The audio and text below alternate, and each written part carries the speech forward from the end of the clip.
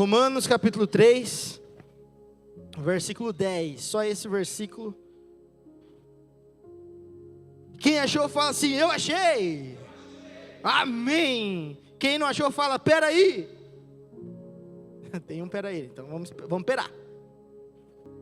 Então vamos lá então, Romanos capítulo 3, versículo 10 diz o seguinte: como está escrito, não há um justo, nenhum sequer. Feche seus olhinhos aí no seu lugar por um breve momento. Paizinho querido, graças nós te damos, Senhor, por essa oportunidade de estarmos aqui, Senhor, reunidos em tua casa, reunidos para receber aquilo que o Senhor tem para ministrar em nossos corações. E eu clamo para que o Senhor venha tocar, Senhor, e venha de encontro com aquilo que nós precisamos ouvir. Que o nosso coração seja tratado, começando pelo meu, e que cada coração aqui seja como terra boa, Pai, esperando para receber a boa semente da tua palavra e que gere bons frutos em nome e para a glória de Jesus. Amém. Amém. Amém. Então vamos lá. O tema da mensagem de hoje, na verdade, é um exposed. Nós vamos fazer aqui um exposed de hoje. E não sei se você está com o seu coração preparado. Eu vou até apagar aqui para ficar mais fácil de enxergar essas da frente, porque nós vamos fazer exposeds aqui essa noite. Não sei se você já deve ter ouvido a frase na sua vida, provavelmente já. A frase, nunca conheça os seus heróis, porque a partir do momento que você conhecer eles, eles vão deixar de ser heróis para você. Porque quanto mais você conhecer, mais você vai se decepcionar. E dificilmente existe na vida alguma pessoa que você possa idolatrar, amar, que se você vier a conhecer ela de verdade, você não vai se decepcionar. Dificilmente vai existir alguém que não vai te ferir de alguma maneira, seja direta ou indiretamente.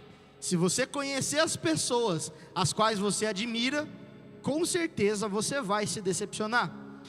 E vários grupos sociais têm seus ícones, seus ídolos, pessoas que sofrem imunidade contra qualquer tipo de falha moral. Pessoas que, de acordo com o círculo social que ela está incluída, essa pessoa é imparável, imutável, perfeita, a pessoa mais imaculada, infalível, incorruptível. Se você é esquerdista, você nunca vai falar mal do Lula. Se você é de direita, de extrema direita, você nunca vai falar mal do Bolsonaro. Se você é comunista, você tem lá o Che Guevara como seu ídolo. Os pacifistas têm o Gandhi como seu ídolo. Nas religiões, os personagens históricos e santificados também recebem essa aura de perfeição, de incorrupção. Os muçulmanos têm Maomé, os budistas têm Buda, os católicos têm o Papa, tem a Maria, a mãe de Jesus. E para nós cristãos, é muito difícil a gente não criar personagens incorruptíveis para nós também.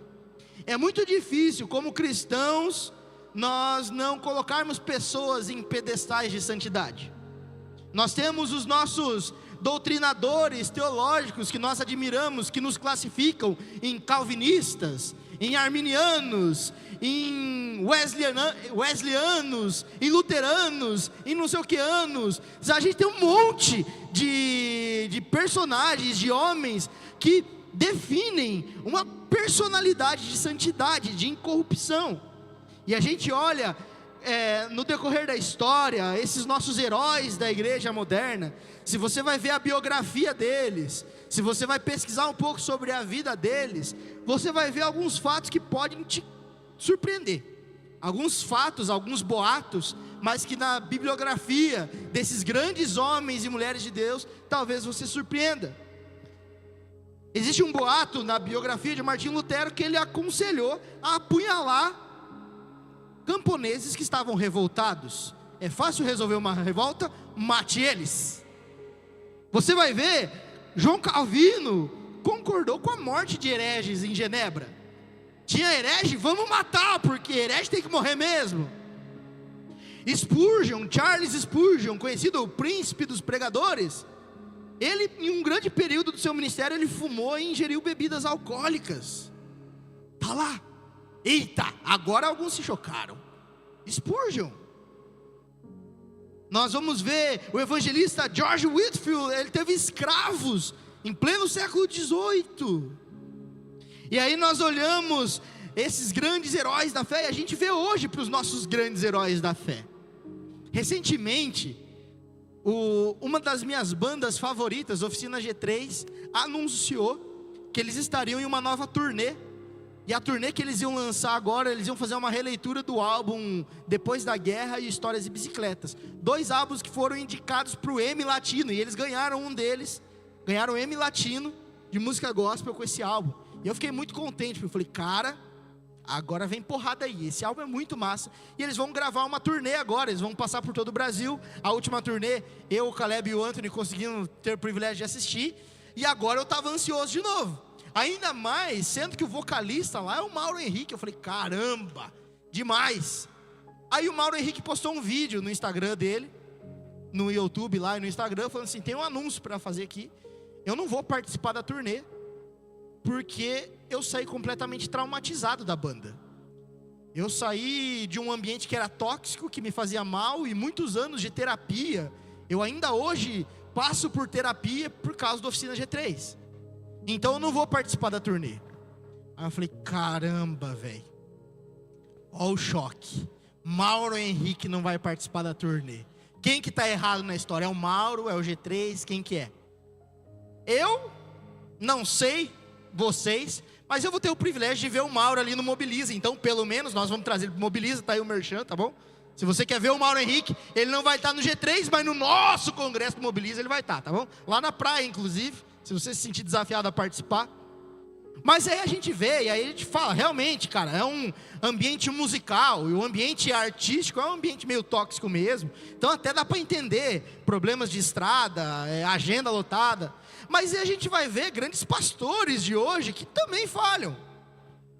Se você rolar o teu feed um pouquinho para cima, você vai ver lá a polêmica de Alessandro Vilas Boas, que falou uns palavrão lá. Aí você vê aquele negócio e fala, caramba, meu, Alessandro Vilas Boas, quero conhecer Jesus, e caramba, meu, Alessandro Vilas Boas. Aí você vai ver a polêmica, é pastor de não sei o que fez isso, fez aquilo. Você fala, meu Deus, cara. Meu Deus, cara. Aí quando você começa a olhar um pouquinho mais para perto, você vê que a tua liderança também é falha. Aí você fala, bom, então eu vou me apegar à palavra de Deus, que a palavra de Deus é incrível. Aí a própria Bíblia vem com esse versículo que nós lemos aqui, como está escrito, não há um justo, nenhum sequer. E agora a coisa fica feia, porque a própria Bíblia faz questão de fazer um exposed dos grandes pecados dos nossos heróis da fé. E por isso, nesse momento, vamos fazer aqui um exposed. Ai meu Deus, as próximas imagens podem chocar você, tá bom? Cuidado com aquilo que seus olhos vão ver. Então em primeiro lugar, primeiro exposed. Caleb, você está atento aí em cima? Apague todas as luzes por gentileza, para eles verem o primeiro exposed. Atenção, tan, tan, tan. Apaga aqui, para nós. Aí. Meu Deus, o pai da fé é o rei da mentira. Abraão, exclusivo, o patriarca usou a sua própria esposa para se beneficiar. O pai da fé é o rei da mentira. Olha só a notícia que eu selecionei para vocês aqui. Essa história, meus amores, é um verdadeiro escândalo. Abraão, um homem de fé, mentiu para se proteger e colocou a própria esposa em perigo. Será que ele merecia ser chamado de pai da fé depois dessa? Deixe sua opinião aqui nos comentários. Obrigado, Caleb, pode ligar a luz.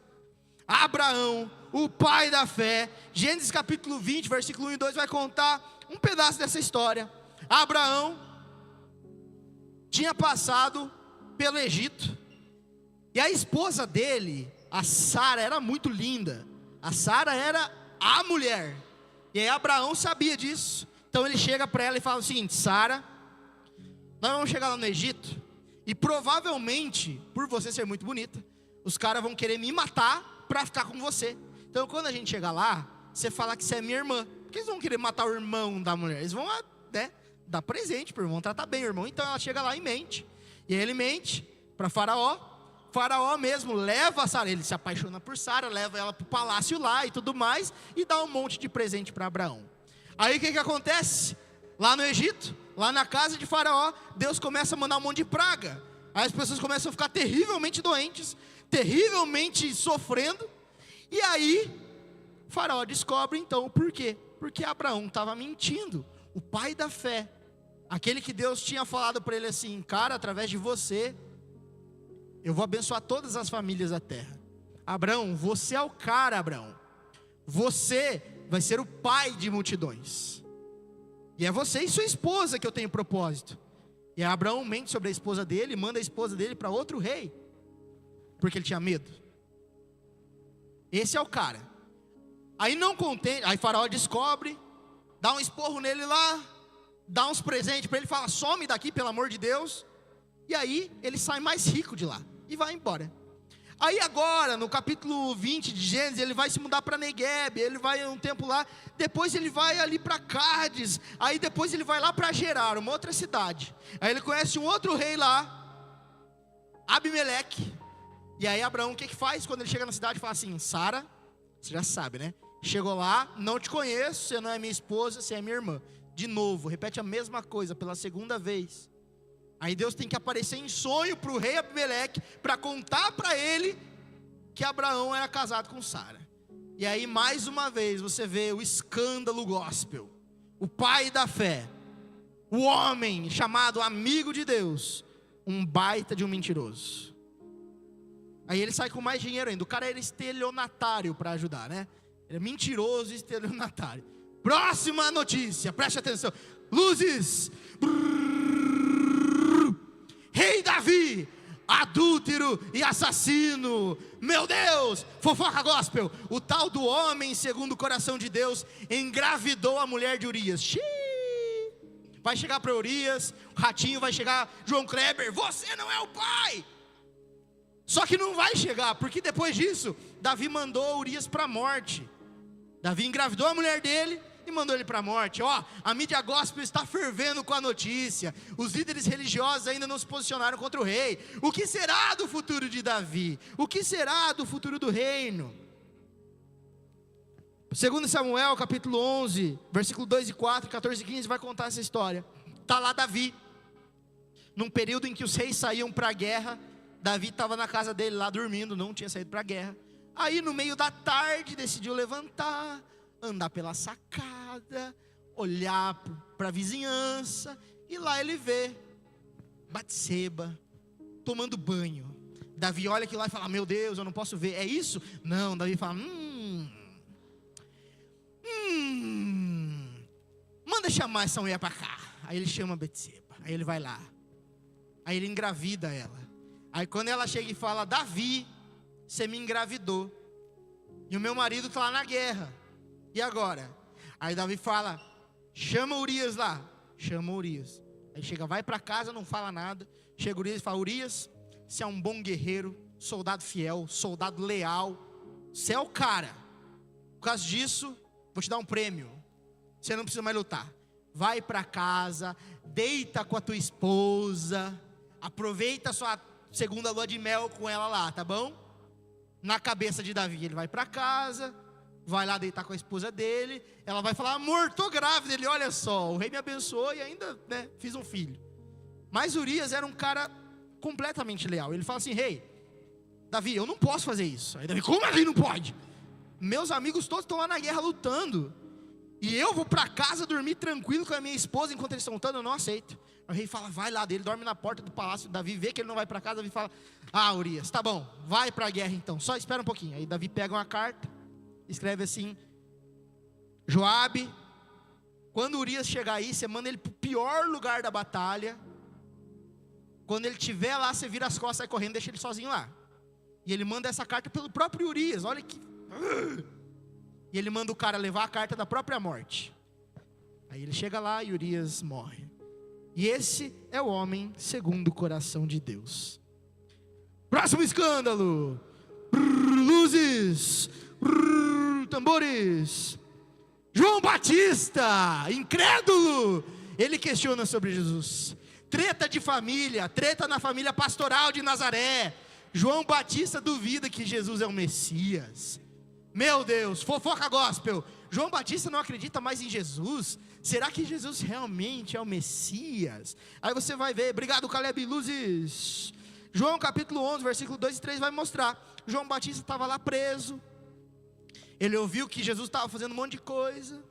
Aí ele pega e chama os discípulos dele e fala assim, viu, vai lá e pergunta para Jesus, tem certeza que ele é o Messias mesmo? João Batista, o cara que batizou Jesus e falou assim, eis aí o Cordeiro de Deus, que tira o pecado do mundo. Depois ele, será que tira mesmo? Será que é o Cordeiro mesmo ou não é? E se eu errei? É o cara, primo de Jesus. Mas agora duvida. Próximo escândalo. Luzes, câmeras. Pedro, o amigo da onça. Fofoca apostólica, babado, gente. Pedro, amigo de Jesus, negou o mestre 3 vezes. Pesado, hein? Fontes confiáveis revelam que Pedro, em uma crise de identidade, teria dito, eu não conheço esse homem, quando questionaram sobre ser amigo de Jesus. Eita, que drama! Será que a amizade de Pedro com Jesus era só fachada?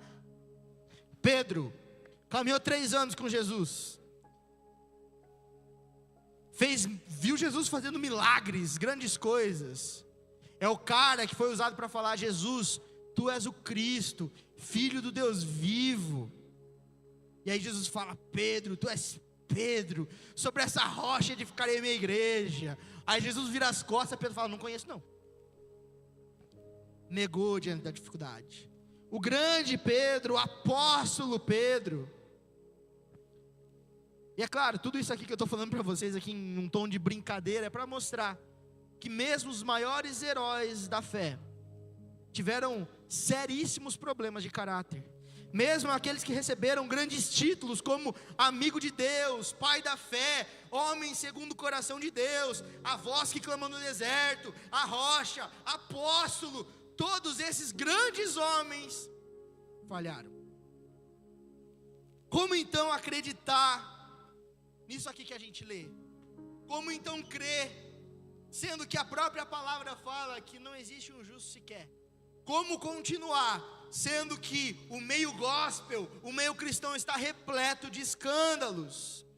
Como sobreviver aos escândalos no mundo cristão?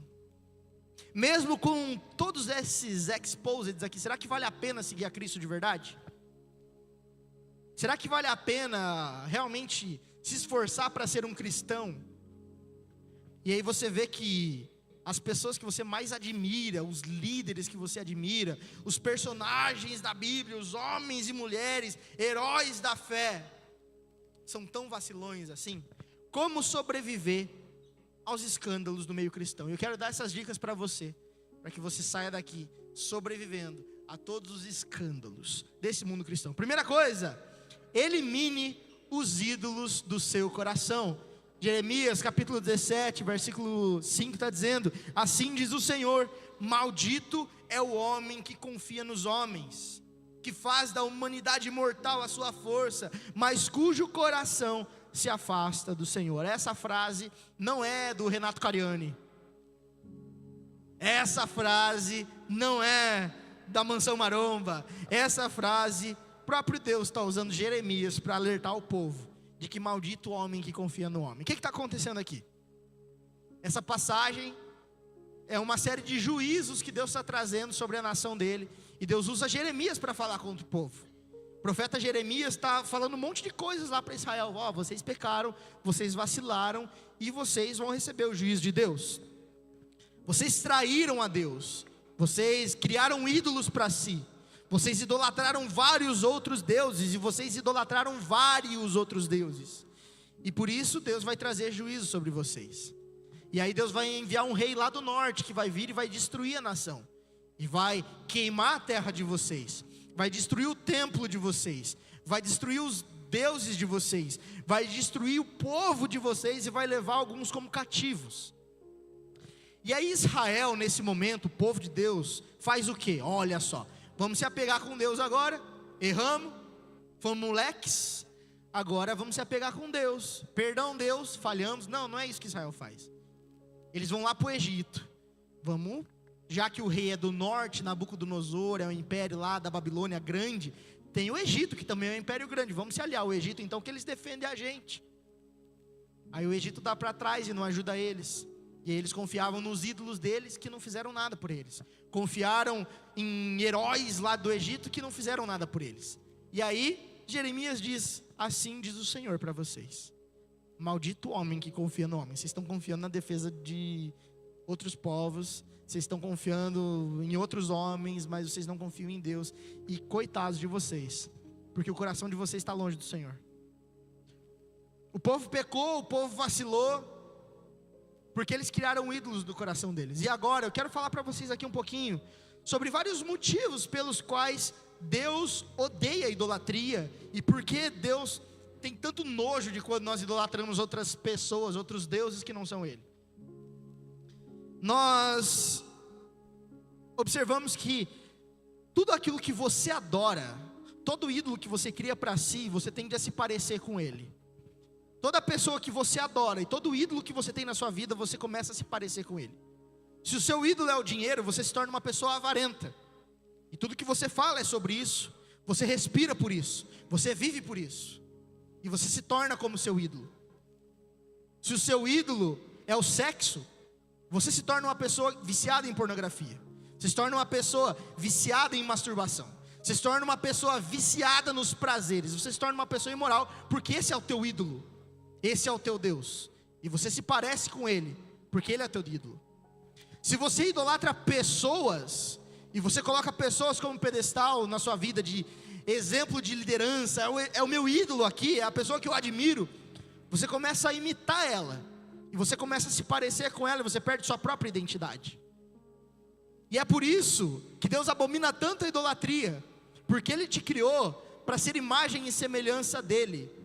E é por isso que Ele te leva a idolatrá-lo e adorá-lo, porque quanto mais você adorar a Deus, mais você se parece com Ele.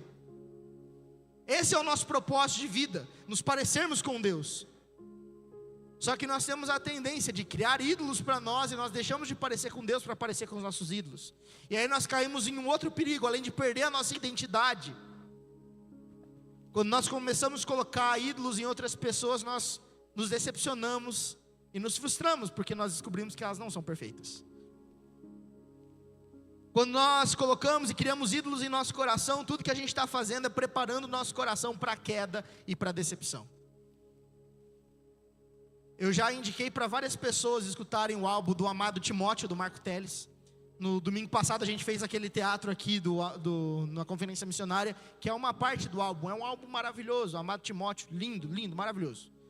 E aí você vai ver um podcast que ele estava participando, não Amado Timóteo, porque Timóteo morreu há mais de 2000 anos, mas está lá, Marco Teles, no podcast, e ele fala assim: cara, uma das piores coisas que aconteceu na minha vida foi o pós-Amado Timóteo, porque as pessoas chegavam até mim e achavam que eu sou o apóstolo Paulo, achavam que eu sou o cara perfeito que estava escrevendo aquela carta. Eu não sou.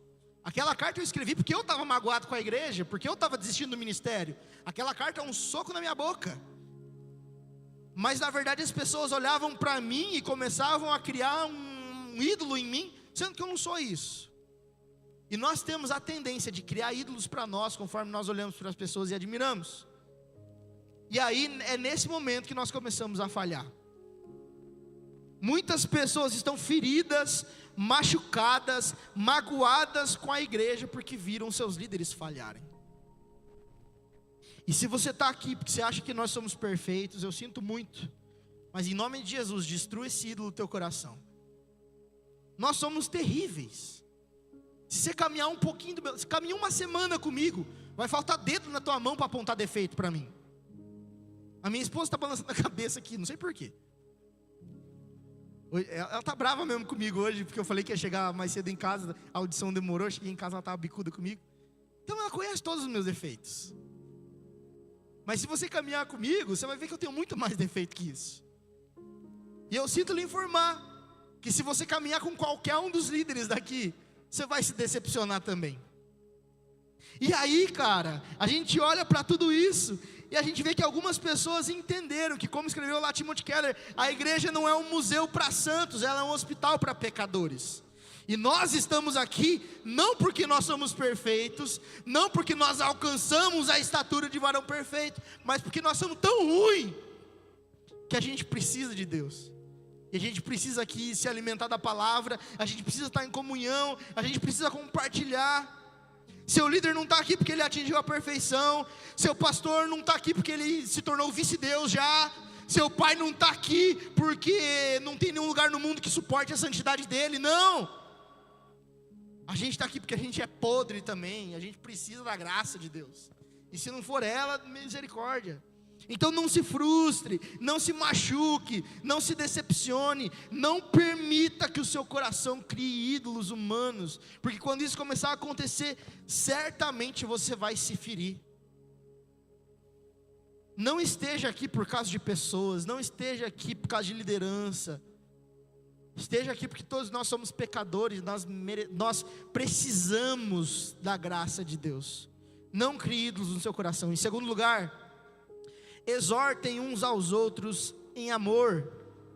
A palavra de Deus diz em Hebreus capítulo 3, versículo 12 e 13: Vede, irmãos, que nunca haja em qualquer um de vós um coração mau e infiel, para se apartar do Deus vivo. Antes, exortai-vos uns aos outros todos os dias, durante o tempo que se chama hoje, para que nenhum de vocês se endureça pelo engano do pecado. E agora eu quero aqui que você entenda assim do fundo do seu coração, que você abra o seu coração agora e escute isso que eu tenho a dizer, e que isso mude uma chave na sua mente, tá? Você já deve ter falado ou ouvido falar, a Bíblia fala para não julgar. Se você ler a Bíblia, você vai falar que a Bíblia não fala isso. A Bíblia mandou não julgar. Não, vai ler a Bíblia que não está lá, não julguem. Não está, não pode julgar. Não, não. Se você conseguir me mostrar, tá bom, mas não está lá, não julgar. O que a Bíblia está falando? Jesus fala lá em Mateus capítulo 7, não julguem, mas a gente já vai chegar lá.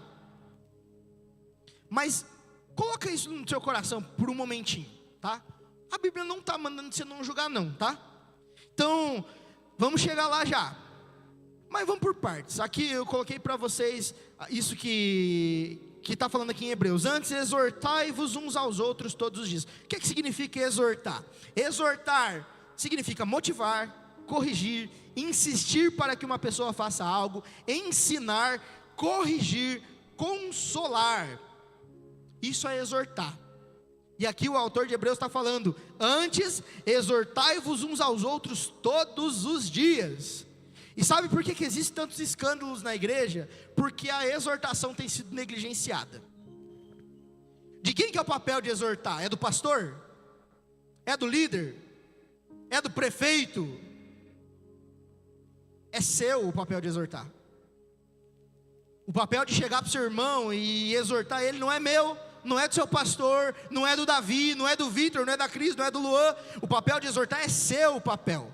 Bate a mãozinha no peito e fala assim: eu tenho que exortar. Eu tenho que exortar. O papel é seu. Exortem uns aos outros. Ah, mas você não é o meu pastor para me corrigir. E daí?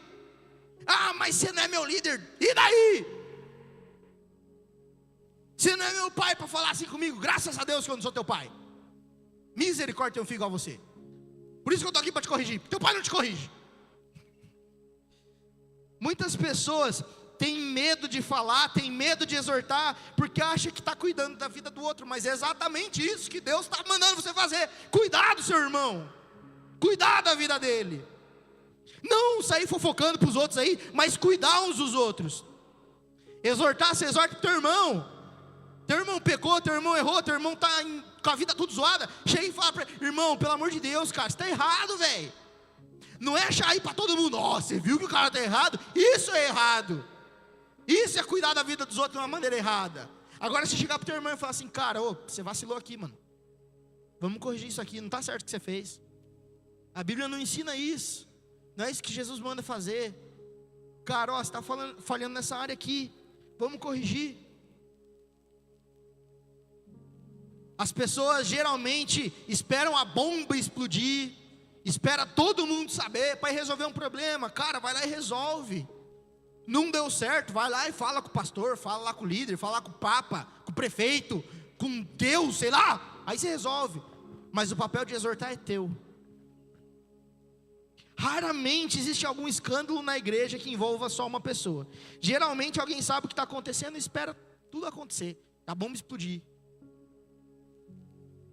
Se você sabe que seu irmão está em pecado, não deixe ele morrer e ferir outras pessoas com isso. Exorte ele. Exorte.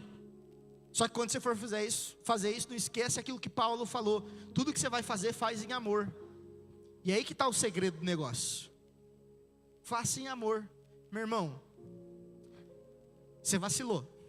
Eu continuo te amando, mesmo com raiva de você, mas você vacilou. Mas vamos corrigir? Os meninos que participam do discipulado comigo, levanta a mão aqui, os piá. Ó, vocês vão olhar para a cara desses piazinhos aí, ó. Lá em cima. Pode baixar a mão. Eu não gosto de perguntar para eles se eu sou muito duro com eles, às vezes. Porque sempre que eu pergunto, eles falam, Mas eles continuam. Porque por mais que eu seja duro, por mais que às vezes eu tenha que ser cavalo mesmo, esses dias... Preciso contar, perdão Luiz, perdão. Luiz chegou aqui para mim, faltando 9 minutos para o culto começar de quinta-feira. Eu estava aqui ajeitando as coisas no teclado, o Luiz chegou assim, você leu minha mensagem? Eu falei, não li, mano, eu estou na correria aqui, preciso conversar com você. Eu falei, então depois do culto a gente conversa. Ele, não, pode ser agora. Aí eu olhei e falei, Luiz, falta 9 minutos para o culto, você acha que em 9 minutos é o suficiente para você tomar uma mijada? Ele falou, acho que é, né? Não precisa de mijada, que eu vou falar não tem nada a ver. Aí ele falou 2 palavras. Aí eu olhei para ele e falei, você é muito burro, Luiz. Aí a hora que ele estava quase chorando, eu olhei assim, falta 6 minutos para o culto ainda, tá bom ou quer mais? Em 4 minutos a mijada foi. Aí ele terminou, então tá bom, você tá certo, foi sentar e pronto. Chegou essa quinta-feira, uma quinta-feira depois, 11 minutos para o culto. Preciso conversar, falei, Luiz, faltam 11 minutos para o culto, tem certeza? Ele falou, tem certeza. Então ele vem de novo. Porque por mais que eu exorto, por mais que eu dou umas patadas às vezes, eu falo, cara, pode ser burro. Ele sabe que eu amo a vida dele. E ele sabe que eu faço em amor, porque eu quero ver ele crescer. E cada um deles quer ver, eu quero ver esses meninos crescer. O papel de exortar é seu. O papel de cuidar da vida do seu irmão é seu. Faça isso, faça em amor.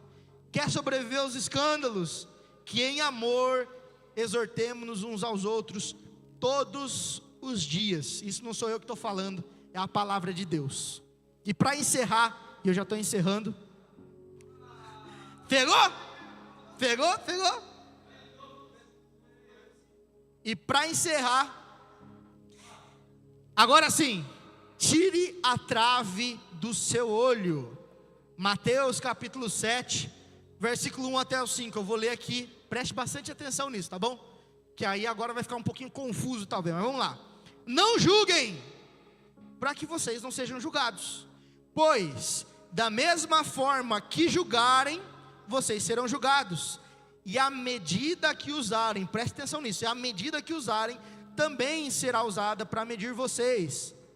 Porque você repara o cisco que está no olho do seu irmão, e não se dá conta da viga que está em seu próprio olho? Como você pode dizer ao seu irmão, deixe-me tirar o cisco do seu olho, quando há uma viga no seu? Hipócrita, tire primeiro a viga do seu olho, e então você verá claramente para tirar o cisco do olho do seu irmão. Agora me fala, a Bíblia está falando não julguem? Não, a Bíblia está falando julga. Mas antes de você julgar, limpa teus olhos. Antes de você julgar, cuida da sua vida. Antes de cuidar do outro, cuide de você. À medida que você usar para julgar, você vai ser julgado. Não julguem para que vocês não sejam julgados, pois da mesma forma que julgarem, serão julgados. Jesus não está dizendo, não julguem, porque vocês vão ser intolerantes. Não julguem para não serem intolerantes religiosos. Não julguem para vocês não serem terroristas gospels. Não é isso que Jesus está falando. Ele fala, não julgue para que você não seja julgado da mesma forma. Então antes de julgar, cuida da sua vida e conserta o que precisa consertar. Na mesma medida que você julgar. E aí entra, lembra que eu falei agora há pouco, que tudo que você fizer você tem que fazer em amor? Porque quando você julgar em amor, você vai ser julgado em amor também. Quando você perdoar, você vai ser perdoado também. Se você julgar em amor, talvez os homens não vão te julgar em amor, mas Deus vai te julgar em amor. E o julgamento que mais importa na vida é de Deus. Porque não vai ser um homem que vai te dar passagem para o céu, é Deus. O homem que podia fazer isso é o homem que pode perdoar os seus pecados também. Mas ele vai te julgar em amor se você julgar em amor também. Qual é a medida que eu devo usar então para julgar? O amor. Se eu julgar em amor, eu também serei julgado em amor. Jesus sempre usa esse parâmetro de igualdade para ilustrar as coisas. O homem que muito perdoa será perdoado. O homem que pouco perdoa, pouco será perdoado. Da mesma forma, a forma que você julgar, você vai ser julgado. Está aí a resposta então. É só eu não julgar nunca, que eu nunca vou ser julgado. Não, você vai ser julgado igual. A diferença é que além de julgado, você vai ser condenado porque você deixou teu irmão ir para o inferno. E aí a vida dele, o sangue dele vai estar em tuas mãos, porque você foi negligente. Então não vem, é só eu não julgar, que eu não vou ser julgado. Não, você vai ser julgado por Deus. E Deus vai falar assim, cadê a vida do teu irmão? Que eu coloquei ali. Que você viu o pecado dele. E era para você exortar ele, mas você deixou ele morrer e ir para o inferno. Então você vai ser julgado 2 vezes agora, pelo teu pecado e pelo pecado do teu irmão, que você deixou ele morrer. Pronto. Então, em nome de Jesus, julgue em amor. Só que aí tem um detalhe, um grande detalhe, um grande segredo. Antes de você ir lá cuidar do seu irmão, cuida da sua vida. Tira o cisco, tira a trave do seu olho antes de tirar o cisco do olho do seu irmão. Nós primeiros devemos limpar o nosso próprio olho. Jesus não fala que a gente não deve tirar o cisco do olho do nosso irmão, mas ele fala, tira do seu e depois vai tirar o dele, porque daí você vai enxergar. É isso que Jesus está falando. E agora a gente precisa entender que, cara, para que a gente não se escandalize com os erros da igreja, para que a gente não se escandalize com os exposed do mundo e do mundo gospel e da Bíblia, você precisa entender que você é tão pecador quanto qualquer um, que o cisco também está no seu olho. E essa semana aconteceu um negócio, cara, que me doeu de certa forma. Eu estava aqui na terça-feira no culto de oração, e chegou um jovem e veio falar comigo. E aí ele começou a confessar alguns pecados. Ele falou, cara, fiz isso, fiz aquilo, penso isso, sou aquilo. Ora por mim. Aí eu falei, vamos orar então. Aí eu abracei ele, falei, vamos orar. Aí eu comecei a pensar, e a minha oração não pode ser diferente. Eu falei, Deus, eu tô aqui, eu e esse cara aqui, e eu não tenho coragem de orar para o Senhor e pedir para o Senhor curar e libertar e transformar a vida dele, porque eu estou exatamente igual. E basicamente tudo isso que ele falou aqui eu também sou. E eu também estou. E eu estou tão machucado quanto ele, eu estou tão ferido quanto ele, eu estou tão zoado quanto ele.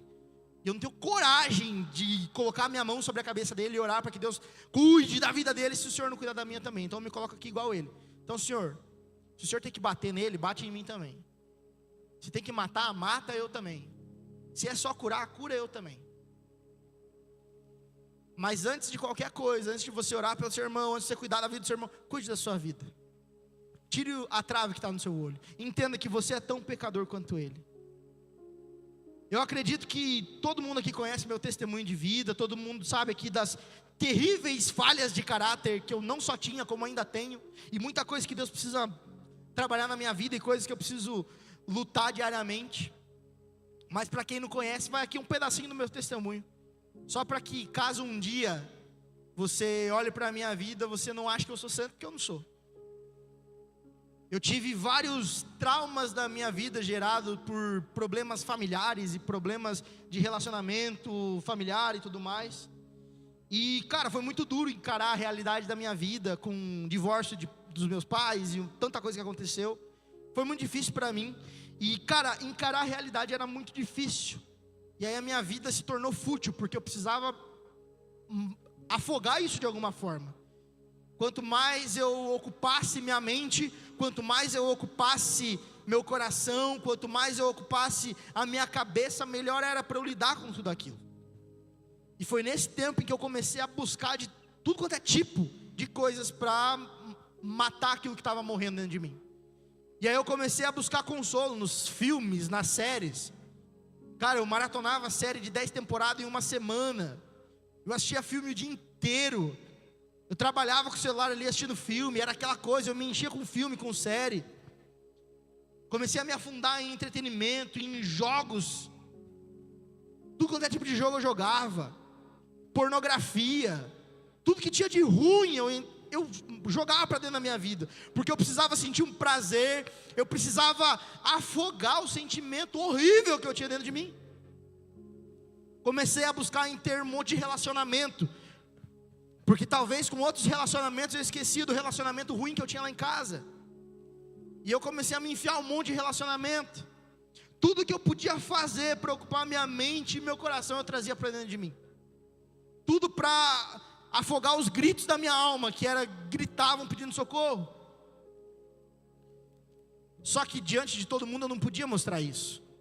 Então quem me via na igreja, lá na minha outra igreja, aqui quando eu cheguei aqui também, quem me via aqui, via um cara normal. Olha só, que cara engraçado, que cara carismático, que cara gente boa, olha só, um bom músico, toca bem, canta bem, uau, faz todo mundo rir, uau, que legal. E eu precisava fazer isso. Eu precisava ser o cara engraçadinho, o cara que chamava atenção, o carismático, para que as pessoas olhassem para mim e não vissem a podridão que tinha dentro de mim. E como eu disse já outras vezes aqui, eu não conseguia dormir, cara. Eu não conseguia ficar quieto em momento nenhum. Eu não suportava o silêncio, porque sempre que eu estava em silêncio, eu conseguia escutar minha alma gritando, revelando quem eu era por dentro. E é por isso que eu não conseguia dormir sem um fone de ouvido. E todos os dias eu precisava dormir com o fone de ouvido no talo, escutando as músicas mais pesadas para eu conseguir pegar no sono. Porque eu não conseguia ficar quieto com meus próprios pensamentos. Eu ia trabalhar com música, eu dormia com música, eu fazia tudo com música, era o tempo todo barulhento, tudo muito barulhento. Porque eu não suportava o silêncio de saber quem eu era. Eu não podia mostrar isso para as pessoas. E era por isso que eu era tão barulhento. E aí um dia Deus resolveu me pegar. E aí quando Deus me pegou foi diferente.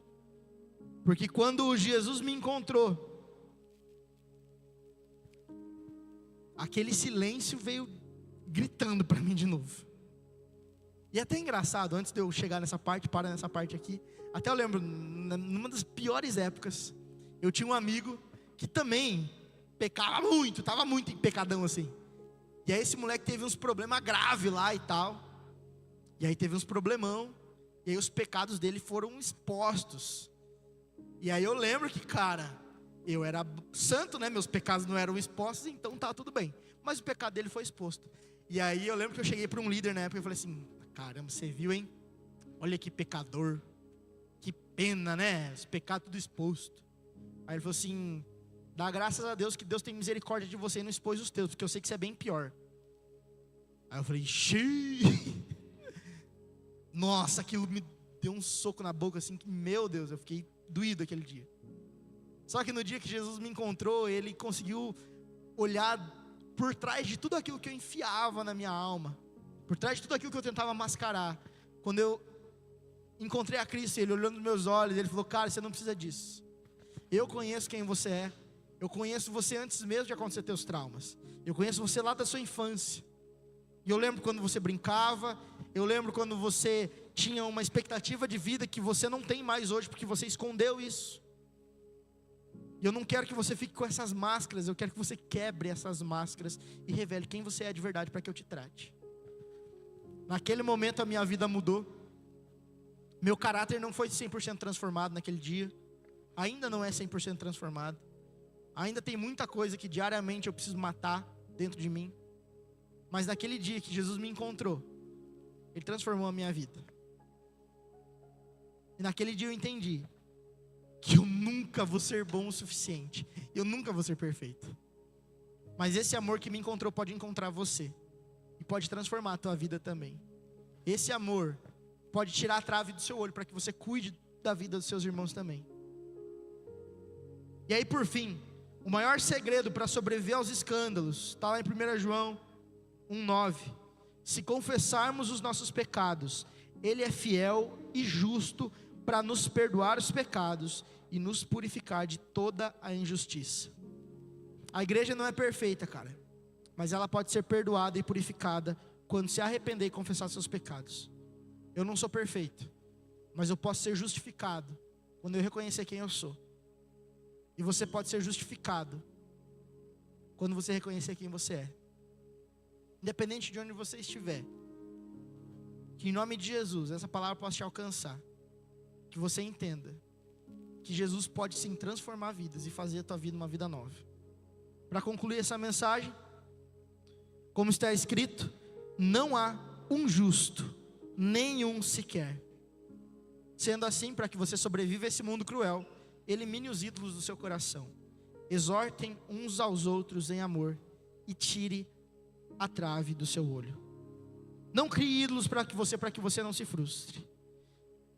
Exorte uns aos outros em amor, para que você possa cuidar uns dos outros. Tire a trave do seu olho e entenda que você também é pecador e também carece da graça de Deus. E agora eu quero propor um desafio. Se você foi tocado por essa mensagem, não deixe de curtir esse vídeo. Inscreva-se no nosso canal no YouTube e assim você pode ter acesso a mais mensagens como essa para edificar a sua vida. E se você deseja fazer parte da nossa igreja e ter mais acesso às nossas informações e novidades, é só você baixar o nosso aplicativo no seu celular. Baixe gratuitamente. É só você abrir a loja virtual no seu celular e digitar IBI Cascavel. Ali você baixa o nosso aplicativo e tem mais acesso às nossas novidades e faz parte dessa família também. Deus te abençoe e um grande abraço.